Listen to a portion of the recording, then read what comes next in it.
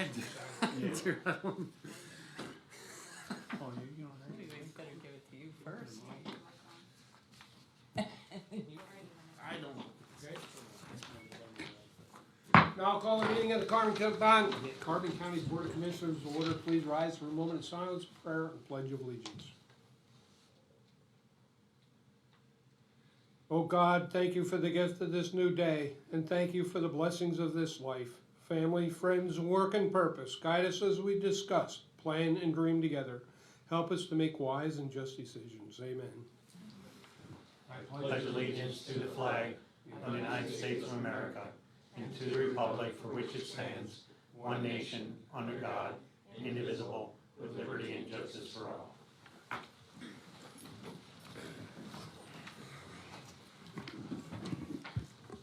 These proceedings are being recorded for the sole purpose of constituting the accuracy of written minutes.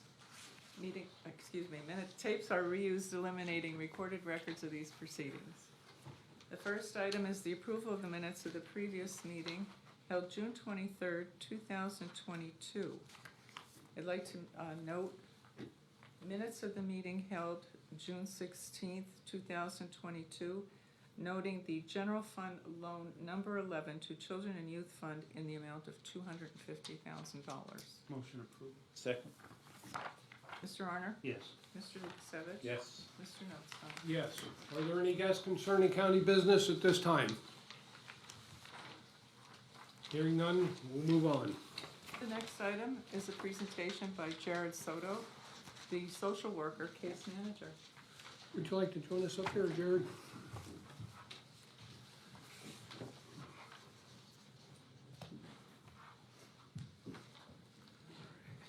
Good morning, Commissioners. Thank you all for having me today. My name is Jared. Turn on your mic.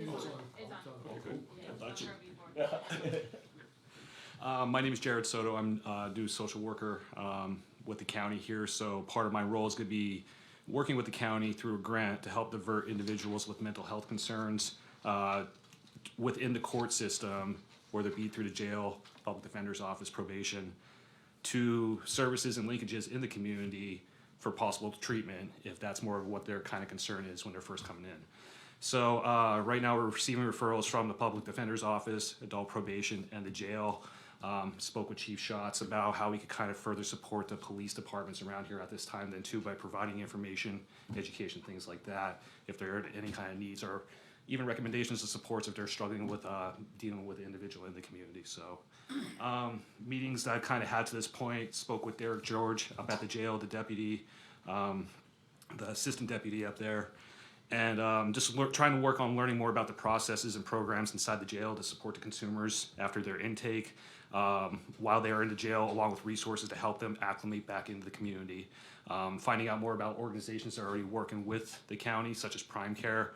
Still have to work on meeting with them yet, but it seems like they're doing a lot of good and could provide a lot of good support for the inmates while they're there. Working with adult probation with Joe Burke, we're working on receiving referrals based upon the assessments that they're completing for their clients there.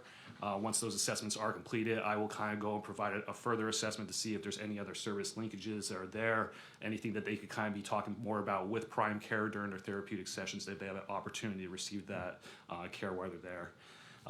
Met with the Luzerne County and Lehigh County social workers to this point. They've helped me kind of develop a tracking system for each of the individuals that I come in contact with, recording all the data, trying to find identifying data, which I'll talk about in a little bit, about what we're going to track over the long term, so we can kind of see, is there certain populations that have more weaknesses, or is there certain more people that are falling under kind of conditions like housing, that kind of need. So the more that we kind of keep track of this data, we'll be able to kind of say this is more of the population of what we're dealing with specific to our county. Attended the Chiefs of Police meeting. I'll talk about a little bit more about the Intercept model, which is part of a larger initiative of what we're doing in a little bit. But I spoke with Chief Schatz the other day. He's going to talk a little bit after I'm done talking about it's called crisis intervention training. It's part of this model, which will be like on the Intercept level 1, where when people do come in, what are some of the things that, as far as each part of the criminal justice system, who's kind of enacting everything at that time, what kind of support can they provide to people with mental health struggles at that time. And then also I'm just kind of coordinating with other community agencies to kind of see how they're providing services and how they can further support the people that we're involved with through mental health, drug and alcohol, domestic violence, housing, case management, and the county assistance office. So basically that's just kind of my role, what I'm kind of doing to support the county within the short term. As part of what the grant's for is a part of a larger initiative called the Stepping Up Initiative. So what the Stepping Up Initiative is that it comes with the goals of reducing the number of people in jail with mental health concerns, increasing connections to treatment, reducing the length of time spent in jail for those individuals, and reducing the chance of overall recidivism, people coming back to jail after they've been placed there in the first place. Some of the information I've been preliminarily reading about is that oftentimes with people with low-level mental health concerns, the longer they're left in jail, incarcerated without the opportunity for treatment, they're more likely to reoffend because it kind of accentuates a lot of the symptoms that they're kind of feeling. They get themselves into trouble, or it can kind of create an even worse situation out of the one that they're kind of already in then too. So the model within Stepping Up that we're going to be kind of examining the overall part of the job is going to be what's called the sequential intercept model.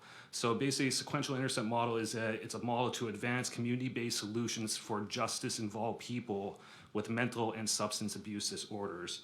Along the sequential intercept model, there are 6 intercepts along the way that people kind of transfer along as they move along the criminal justice system. So intercept 0 is your community service. So oftentimes if you get a call, it's either going to something like crisis at first if you have a mental health concern. How do we respond to those situations in the community? If it goes beyond crisis, the next level, intercept 1, will be law enforcement. So that's going to your local police department. How is it the dispatcher? How's local law enforcement responses to these types of situations as they're kind of going on? Intercept 2, initial detention and initial court hearings. So once people have been detained, prior to them having their court hearings, is there any kind of diversion efforts that could be made, any kind of agreements that could be made before there is a long-term detention for individuals if their primary reason for why they were brought in was because of some sort of accentuated mental health concern, or even intellectual and developmental disability concerns then too, kind of fall into the same thing. So we want the criminals to be there, the people that really need to be there, but is there other people that maybe just make mistakes based upon a certain set of symptoms they're experiencing at a time then too? Having more kind of diversion efforts to kind of see, is there other opportunities at this level before we start the long-term treatment in that kind of way? But if people do have to go to jail, that would be intercept 3, once they're in the jail in the court system. So once they are in the jail, is there ways that we can provide more support to them while they are incarcerated, which is kind of what Prime Care is already doing, and hopefully finding out about more services in the community that could also be working with the jail, or even having them come into the jail to work with people prior to them being released, so there is a more smoother transition, which kind of leads to the next part, intercept 4, which is your reentry. So once you're doing your reentry, just making sure that do people have housing? Do they have their assistance set back up? Do they have some sort of foundation so there's less likely a recurrence of them going back or putting themselves back in the positions that they came from?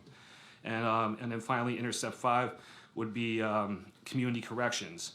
So it's kind of saying that once people are on parole or probation, or is there enough linkages to kind of support with the efforts of parole and probation, that once people finish out their terms, that they're kind of done and they can kind of continue with the linkages of services they've been set up to promote a longer term of recovery then too. So we're getting support through this through Gretchen Frank. She's our Stepping Up coordinator. So meeting with her bi-monthly at this time, she sent me a lot of resources on housing, things like that, learning more about other initiatives that other counties are doing throughout the country. As of the Stepping Up initiative, as of I think it was May of 2017, there was 360 counties that are involved in this program.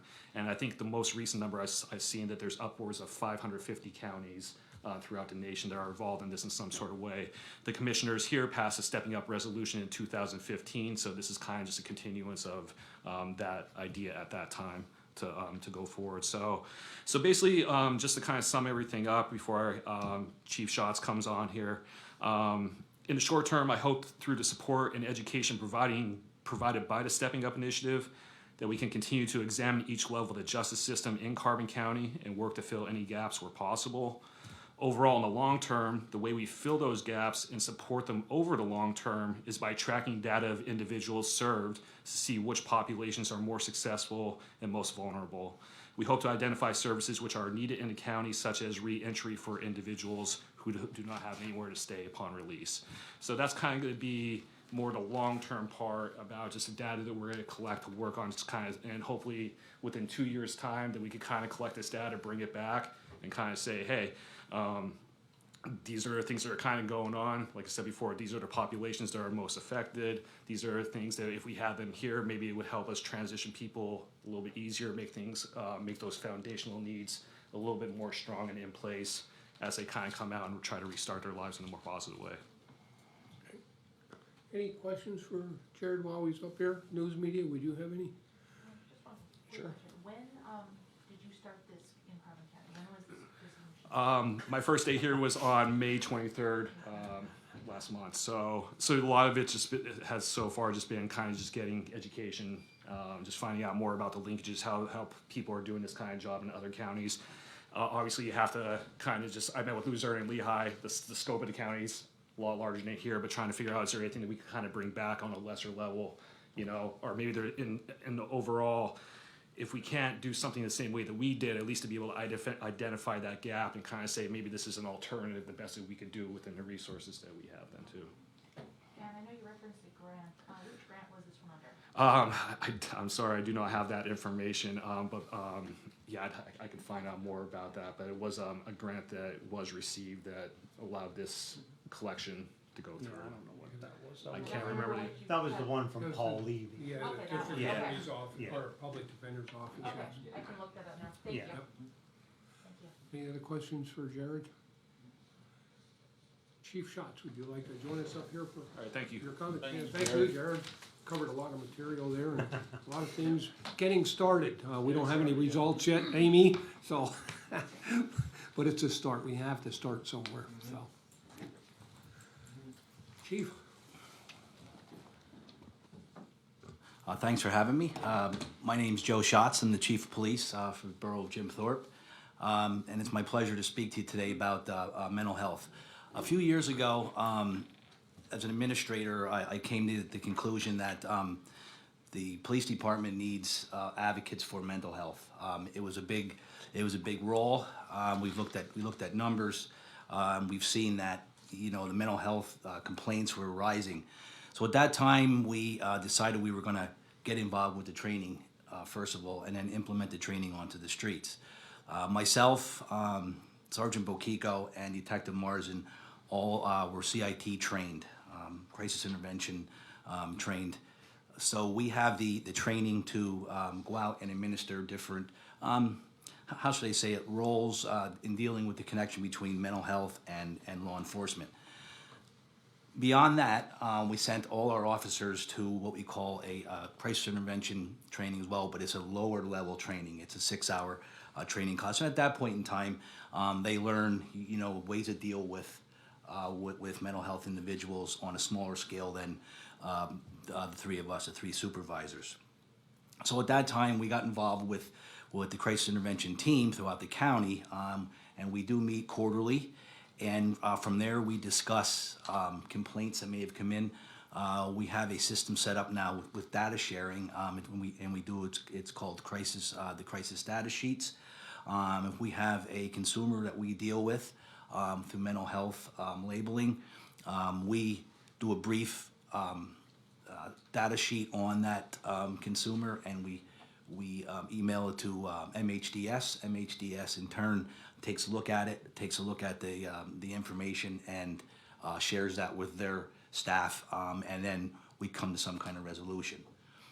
Having Jarrett and meeting with Jarrett the other day was something that I treasure at the fact that there's more players now that we could reach out to, because I'm sure with law enforcement, our role of course is enforcement.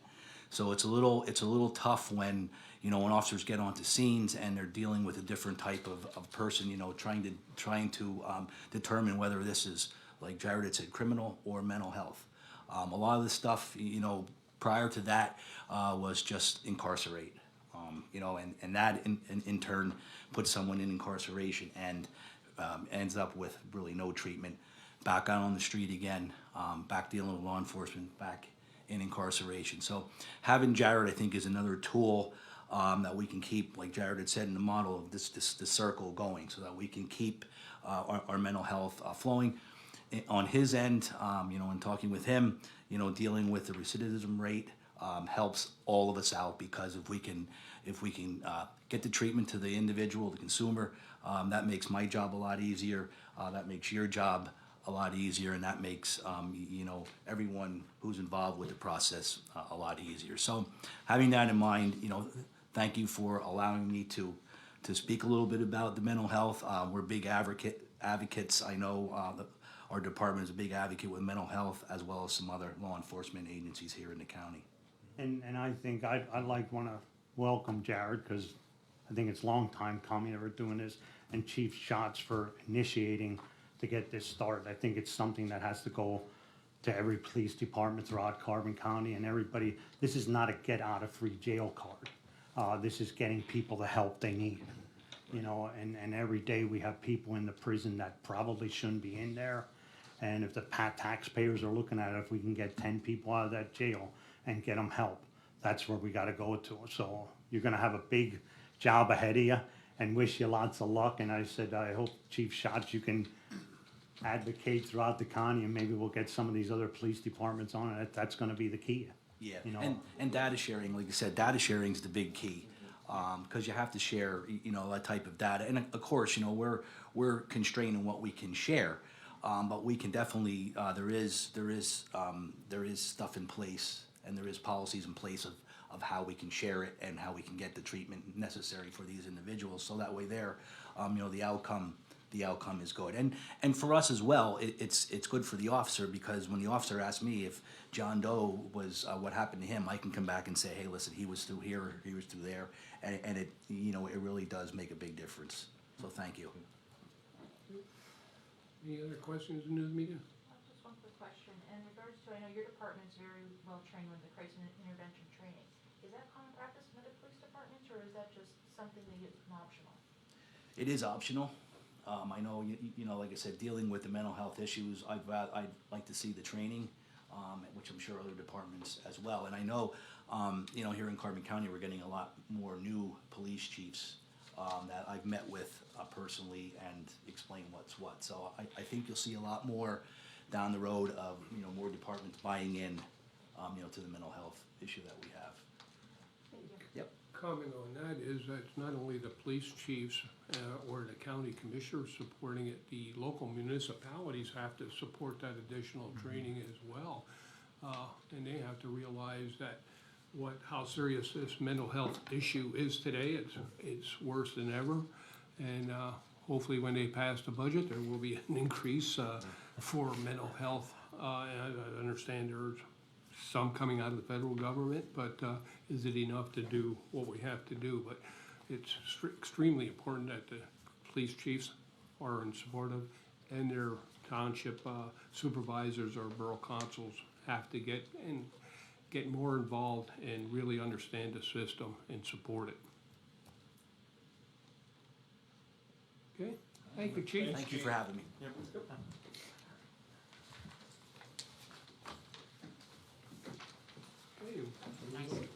Okay, the next item is the report of executive sessions held. There was one executive session held on Tuesday, June 28th at 11:30 a.m. and one on Thursday, June 30th at 9 a.m. Both were for personnel reasons. The department reports, budget transfers 2021, 2022. Motion approved. Second. Mr. Arner? Yes. Mr. Lukasevich? Yes. Mr. Notstein? Yes. Supplemental appropriations, Motion approved. Second. Mr. Arner? Yes. Mr. Lukasevich? Yes. Mr. Notstein? Yes. Expenditures, approval of check numbers 229643 through 229737 for expenditures to the general fund clearing account totaling $749,590.21. Move to approve. Second. Mr. Arner? Yes. Mr. Lukasevich? Yes. Mr. Notstein? Yes. The treasurer's report, Move to accept. Second. Mr. Arner? Yes. Mr. Lukasevich? Yes. Mr. Notstein? Yes. The personnel report for county departments, Move to approve. Second. Mr. Arner? Yes. Mr. Lukasevich? Yes. Mr. Notstein? Yes. The acknowledgements for courts and row offices, Motion acknowledged. Second. Mr. Arner? Yes. Mr. Lukasevich? Yes. Mr. Notstein? Yes. Correspondence was received as listed. Copies will be made available to the press upon request. A county policy for adoption. Policy number 2022-01, outlining the mileage reimbursement rate of 60 cents per mile for use of a personal vehicle while conducting county business to be effective July 1, 2022. Move to approve. Second. Mr. Arner? Yes. Mr. Lukasevich? Yes. Mr. Notstein? Yes. Human Services, for approval, the authorization for the Carbon County Action Committee for Human Services to continue uninterrupted homeless assistance program case management and rental assistance services beyond June 30th, 2022. It is understood that any expense incurred as a result of these services on or after July 1, 2022 will be recorded as fiscal year 2022-2023 HAP-related human services block grant cost. Move to approve. Second. Mr. Arner? Yes. Mr. Lukasevich? Yes. Mr. Notstein? Yes. HSDF program, authorization for the Carbon County Action Committee for Human Services to continue uninterrupted Human Services Development Fund supported chore, housing-related service planning, case management, and HSDF HAP services to clients in and beyond June 30th, 2022. It is understood that any expense incurred as a result of these services on or after July 1, 2022 will be recorded as fiscal year 2022-2023 HSDF-related human services block grant cost. Move to approve. Second. Mr. Arner? Yes. Mr. Lukasevich? Yes. Mr. Notstein? Yes. Homeless Assistance Program for approval and execution, a letter of agreement between the county and the Carbon County Action Committee for Human Services to provide any and all assistance requirements under the Homeless Assistance Program guidelines and funding provisions in the amount of $27,359 for the term of July 1, 2022 through June 30th, 2023. Motion approved and execute. Second. Mr. Arner? Yes. Mr. Lukasevich? Yes. Mr. Notstein? Yes. HSDF for approval and execution, a letter of agreement between the county and the Carbon County Action Committee for Human Services to provide any and all assistant requirements under the Human Services Development Fund Program guidelines and funding provisions in the amount of $50,000 for the term of July 1, 2022 through June 30th, 2023. Move to approve and execute. Second. Mr. Arner? Yes. Mr. Lukasevich? Yes. Mr. Notstein? Yes.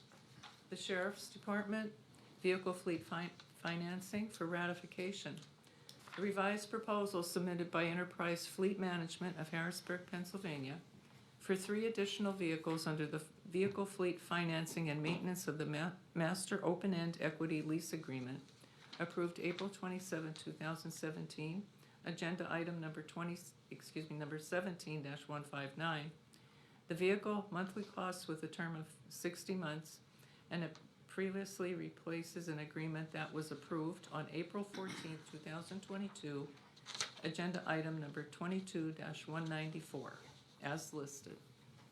Motion approved. Second. Ratify. Mr. Arner? Yes. Mr. Lukasevich? Yes. Mr. Notstein? Yes.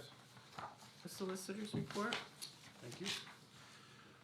Under Agency on Aging, seeking a motion for approval and execution of addenda to the agreements to continue to provide personal care and home support services for the term July 1st, 2022 through June 30th of 2024 at the rate of $20.28 per hour, an increase from the previous rate of $19.68 per hour, with Caregivers America LLC of Clark Summit, Maximum Care Incorporated of Whitehall, R&L Helpmates Incorporated of Hazel Township, and Traditional Home Care LLC of Dunmore. Move to approve and execute. Second. Mr. Arner? Yes. Mr. Lukasevich? Yes. Mr. Notstein? Yes. The county received a banner request for approval and execution for display at the Jim Thorpe train station by Lehighton Down Partnership and Carbon Chamber and Economic Development for the Lehighton Second Saturday and discoverlehighton.com. The banner to be displayed from June 25th, 2022 through July 12th of 2022, and again on July 30th of 2022 through August 15th of 2022. Move to approve and execute. Second. Mr. Arner? Yes. Mr. Lukasevich? Yes. Mr. Notstein? Yes. On the courthouse renovation project, seeking a motion for approval and execution of a change order to increase the original contract with Boyle Construction Incorporated to include Slate Structural Engineers LLC at a cost of $14,000 and Peak Utility Locators at a cost of $1,600. The total change orders are $15,600, bringing the new contract total to $790,150. Move to approve and execute. Second. Mr. Arner? Yes. Mr. Lukasevich? Yes. Mr. Notstein? Yes. And then likewise on the 525 Iron Street project, seeking approval and execution of a change order to increase the original contract with Boyle Construction to include ACM Associates for $3,000 and Bowler Engineering at a cost of $19,850, bringing total change orders to $22,850 and a new contract total of $335,950. Motion to approve and execute. Second. Mr. Arner? Yes. Mr. Lukasevich? Yes. Mr. Notstein? Yes. For children and youth, seeking a motion for approval and execution of a third extension to the consulting agreement with Kelly Noble of Bethlehem, Pennsylvania, to provide fiscal consulting services to the Children and Youth Services Department, extending the agreement to December 31st of 2022, and all of the other terms of the prior existing agreement are to remain in full force and effect. Move to approve and execute. Second. Mr. Arner? Yes. Mr. Lukasevich? Yes. Mr. Notstein? Yes.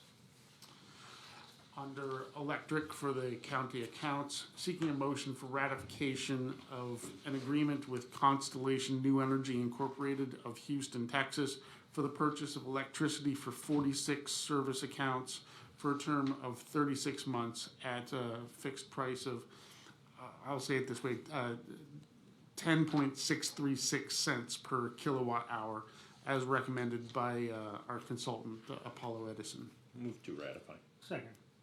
Mr. Arner? Yes. Mr. Lukasevich? Yes. Mr. Notstein? Yes. Under Parks, seeking approval and execution of a special activities agreement for the use of Josiah White Park, along with a request for a gazebo from New England Valley Mennonite Church of Tamaqua, Pennsylvania, for a street meeting, including a cappella singing and Bible teaching on July 24th of 2022, and again on September 25th of 2022. Move to approve and execute. Second. Mr. Arner? Yes. Mr. Lukasevich? Yes. Mr. Notstein? Yes. For the Pocono County's Workforce Innovation and Opportunity Act, seeking a motion for approval and execution for the program year 2022 Workforce Innovation Opportunity Act financial agreement commencing July 1st of 2022 and terminating June 30th of 2023 for employment training and related administrative services between Carbon County and Monroe County, and the maximum payment shall not exceed $1,736,453. Motion to approve and execute. Second. Mr. Arner? Yes. Mr. Lukasevich? Yes. Mr. Notstein? Yes. Similarly, for approval and execution for the program year 2022 Workforce Innovation and Opportunity Act financial agreement commencing July 1, 2022 and terminating June 30th of 2023 for employment, training, and related administrative services between Carbon County and Pike County with the maximum payment not to exceed $671,285. Motion to approve and execute. Second. Mr. Arner? Yes. Mr. Lukasevich? Yes. Mr. Notstein? Yes. Again, for approval and execution for the program year 2022 Workforce Innovation and Opportunity Act financial agreement commencing July 1, 2022 and terminating June 30th of 2023 for employment training and related administrative services between Carbon County and Workforce Wayne Incorporated of Wayne County with maximum payment not to exceed $427,286. Move to approve and execute. Second. Mr. Honor? Yes. Mr. Lukasevich? Yes. Mr. Notstein? Yes.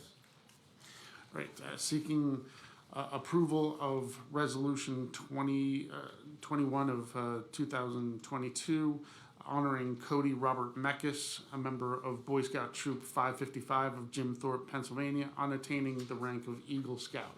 Move to approve. Second.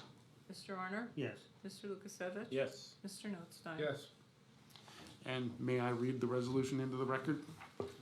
Okay. Whereas Cody Robert Meckes of Jim Thorpe has succeeded in achieving scouting's highest honor, the rank of Eagle Scout, and whereas Cody Robert Meckes is a member of Boy Scout Troop 555, sponsored by Christ Lutheran Church, Jim Thorpe, Pennsylvania, and has been involved in scouting for 13 years. During his scouting career, he has earned 44 badges, including hiking, cycling, first aid, personal management, and camping. Cody has served as a senior patrol leader, den chief, patrol leader, chaplain aide, scribe, and quartermaster. And whereas Cody Robert Meckes' Eagle Scout project was constructing 4 picnic tables around a fire pit behind the church for additional seating during COVID for Christ Lutheran Church in Jim Thorpe, Pennsylvania, Cody spent 202 hours on this project. And whereas Cody Robert Meckes has developed the necessary skills and determination to achieve an honor he will value for a lifetime. And whereas Cody Robert Meckes is an inspiration to young men through his dedication and leadership. And whereas the Board of Commissioners of Carbon County wishes to acknowledge the accomplishment of Cody Robert Meckes. Now, therefore, be it resolved that the Board of Commissioners of Carbon County hereby recognizes the achievement of Cody Robert Meckes and hereby commends and congratulates him in attaining the rank of Eagle Scout. Adopted by the Carbon County Board of Commissioners this 30th day of June, 2022. Next, for the Tax Claim Bureau, seeking a motion for adoption of a resolution authorizing an increase in the bidder registration fee to $50 for filing an application to register to bid at an upset sale or judicial sale. Move to adopt. Second. Mr. Honor? Yes. Mr. Lukasevich? Yes. Mr. Notstein? Yes. That's it? Okay, any further business? Hearing none, commissioners' reports, Mr. Honor? I think like the only thing, if anybody has any questions, I mean, we've worked on the courthouse renovation. Everything's, I think, going well. If anybody has any questions about, I think the courthouse, we did change. I know there was a little, not controversy, but where we were gonna locate a pole that was gonna be in front of the Asa Packer Mansion. Well, that's not gonna be there now.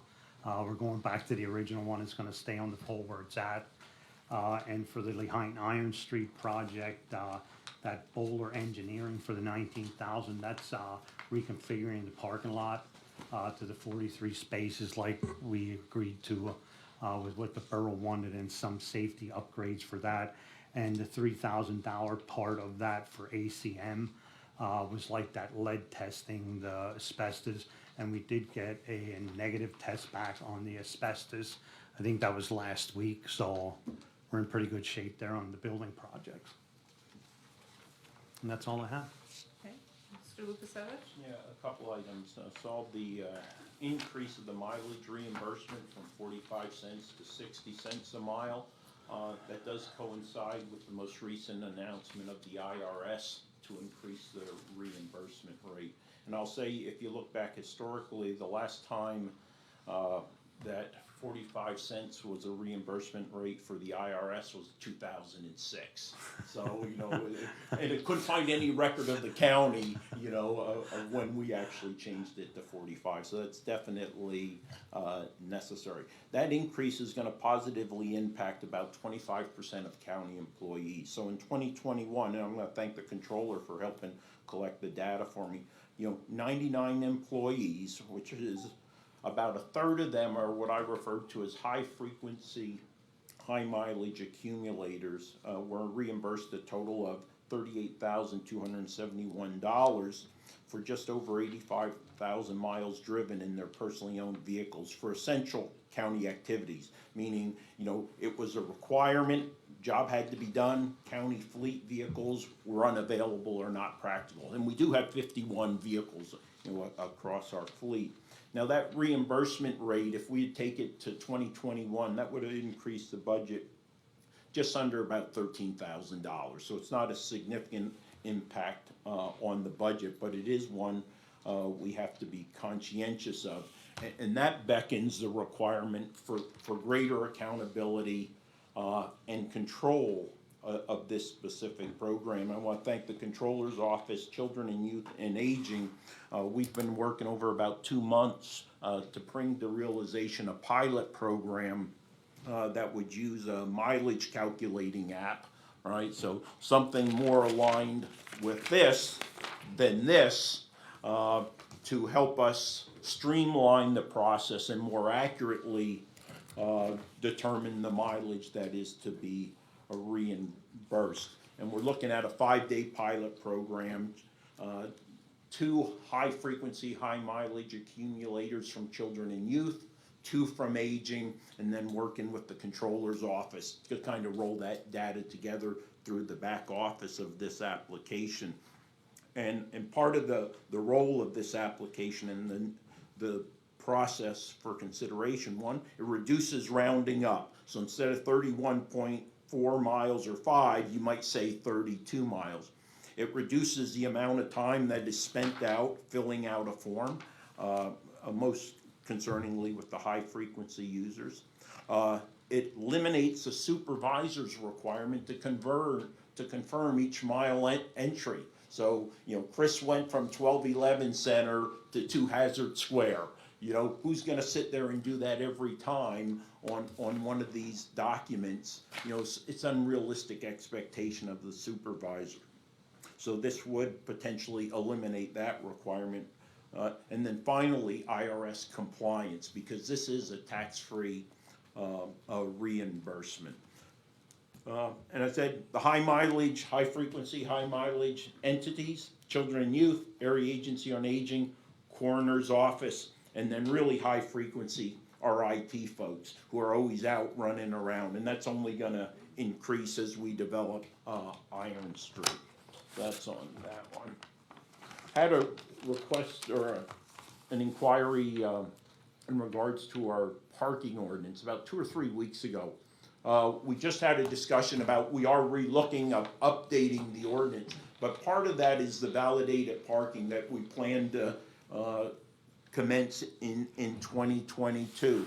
And just an update on that, implementation and execution instructions are under review. All 3 of us have a copy of those from about 2 weeks ago. The system has been tested at the kiosk via the Flowbird app and on the computer website of Flowbird. It's working fine. Looking at a 30-day trial kind of stress test using GIS and the recorder of deeds. Once we kind of confirm, the process, implementation process that has been outlined. And if things would flow, there's a potential that this would roll out throughout between July 22nd and January 23rd. Again, flexibility is built in. As you know, we are working through the process of hiring a new parking director, senior technician, so that it could impact the way ahead. That's all I have. And I just wanted to tag a little bit something onto that gas mileage thing. We're actually going through the process of purchasing new cars for the county that we're replacing them. And we're actually gonna get 3 hybrid vehicles that get 5 miles to the gallon better than what we're getting. So we're trying to work this out with the gas. I don't know if that was gonna be in your report, Wayne. I didn't wanna, but it's like we're just trying to help out wherever we can here. Yeah, if I could have about 2 minutes of the media's time immediately after the meeting for a separate subject, I'd appreciate it.